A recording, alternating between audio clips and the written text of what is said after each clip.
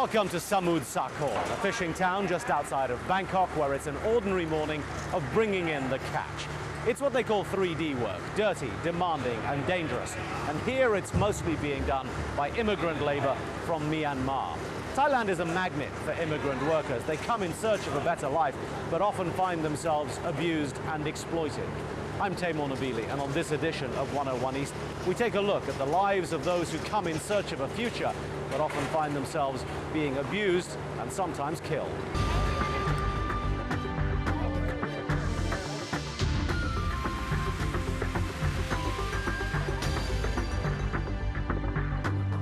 In April, 54 Myanmarese workers died of suffocation in the back of a seafood truck. They were illegal immigrants being smuggled to jobs in the holiday resorts of Phuket.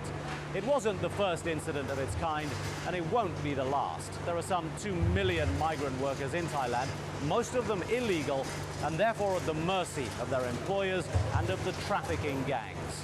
Chan Tao Cho reports from the border town Ranong.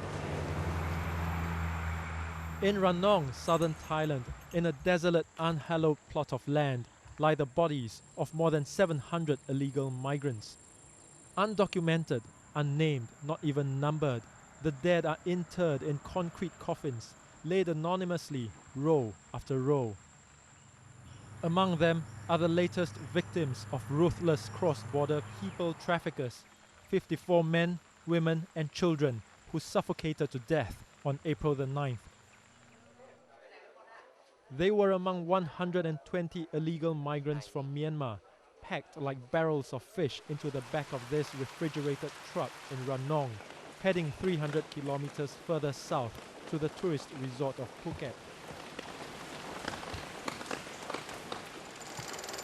Like millions of others who have left Myanmar, these migrants hope to find work and a better life away from their impoverished homeland, which has been ruled by brutal military regimes for almost half a century. When Burmese die, nobody is taking care of them. The Burmese government, the minute you leave Burma to work abroad, to work in Thailand, legally or illegally, they are not considered citizens of Burma anymore. So it leaves these people completely not only stateless but helpless. Myanmar and Thailand share a porous 2,000-kilometer frontier. No one knows how many undocumented migrants from Myanmar are working in Thailand. Figures quoted to Al Jazeera range from 1 million to 4 million.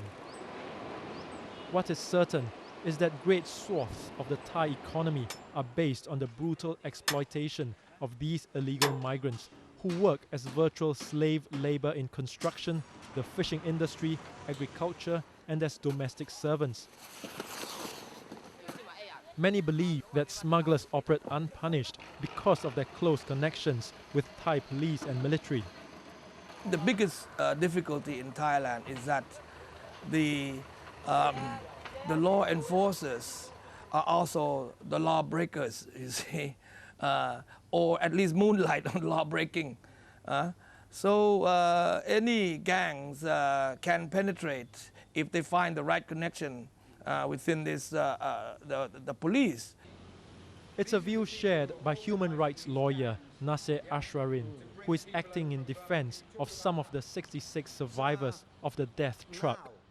We know about the trafficking from the Burma to the Thai, but we cannot talk to you about the clearing with the view of the trafficking, because in the border country, Thai and Burma, they have the many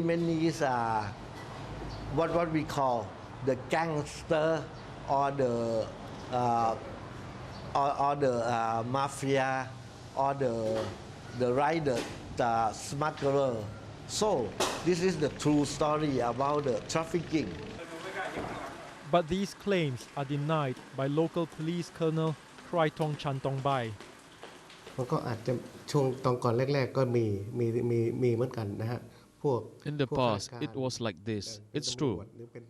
Police and military officials were involved in this type of thing. But we arrested these people เมื่อเรา and จั they've บ been ได้ kicked out นะ of their ก็ถู jobs. กจับแล้วก็ถูกไล่ออกจากราชการไปแล้วนะฮะ Yet Thailand's Human Rights Commission fears that the real perpetrators will escape justice.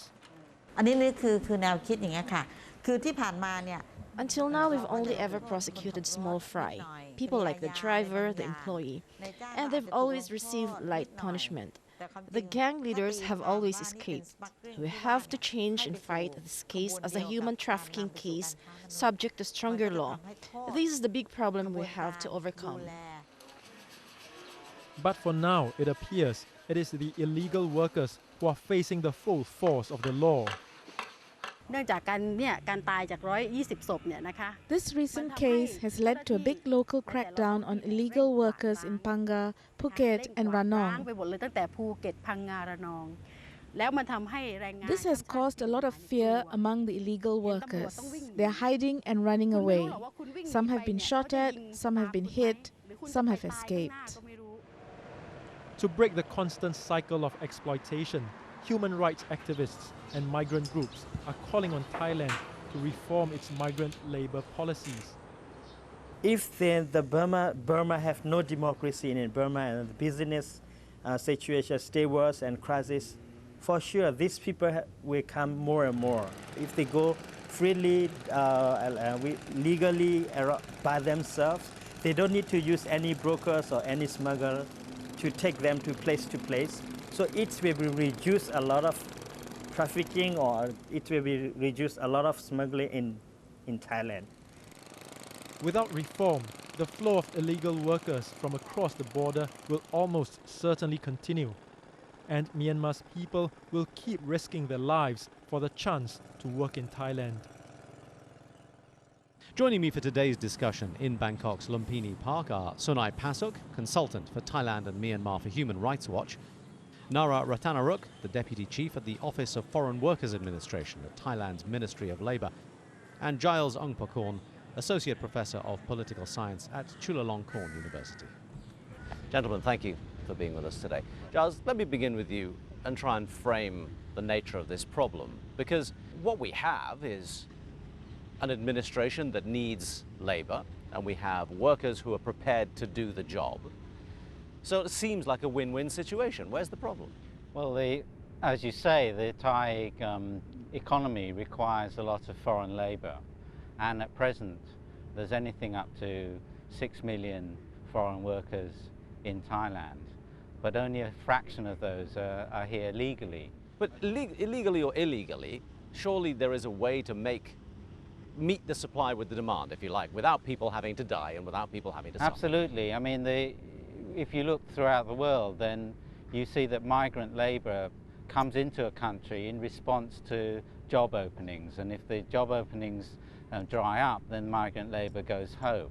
So there really is no need for any restrictions, and the restrictions are what cause the problems of people suffocating and dying and being interrogated by the police. So really what I would like to say is that the Thai state knows very well that the Thai economy needs these foreign labourers, but there is a deliberate policy to make sure that the majority of the foreign labourers are here illegally in order to keep the wages down. Let me put that directly then to a representative of the Thai government, Mr.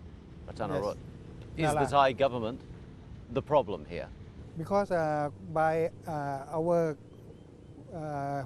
foreign worker permit law, we give only professional, semi-skilled and skilled labor to come to work by legal way. But mostly of neighboring country migrant worker, they come by illegal worker. They cross the border by illegal immigrants so to the entrance problem to is Thailand. the problem is only the illegal workers then? Firstly, they come by illegal, and when they come by illegal, our government to help them by amnesty use the legislation.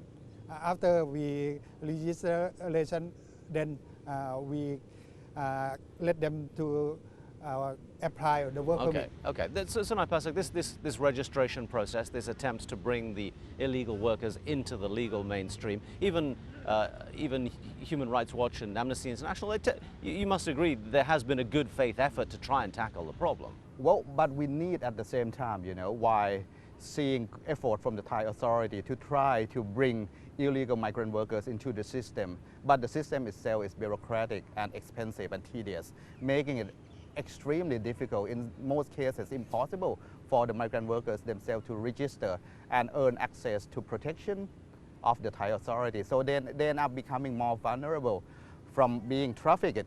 But after the registration, they are tied to the whim of their employer, who can fire them anytime, and then they're left without any protection. Well, let's talk about the initial problem. Registration is expensive and difficult. I think it's not expensive because they can receive the money and they pay nothing for tax or everything. For free cost, we only 1,900 baht per year. And they must have a medical checkup and medical insurance. Is very much money. And they can receive the salary about 7,000 baht per month. Can we at least say that we're on a trajectory of progress? No, we can't, because unfortunately the tragedy of 54 Burmese workers suffocating shows that we're not. What we really need to do is to get rid of all restrictions on foreign workers. This is something that's done within the European... What restrictions in particular do you think are the problem? The fact that they have to register, and that registration only covers, in practice, and this is a deliberate policy, only covers a tiny minority. Now within the European Union you have free movement of labour. There's no reason why within ASEAN we couldn't do the same thing. Surely there must be a registration process of some kind. You can't simply have the foreign workers coming in completely unmonitored. Well, Human Rights Watch, we are not against the registration process itself, but we wish the registration to be more universal, more open, and with less restriction to migrant workers, because after all, these people are already vulnerable. Right. All right, well, let's take a short break there. We'll be back in just a couple of minutes with more on the migrant worker problem in Thailand. Stay with us.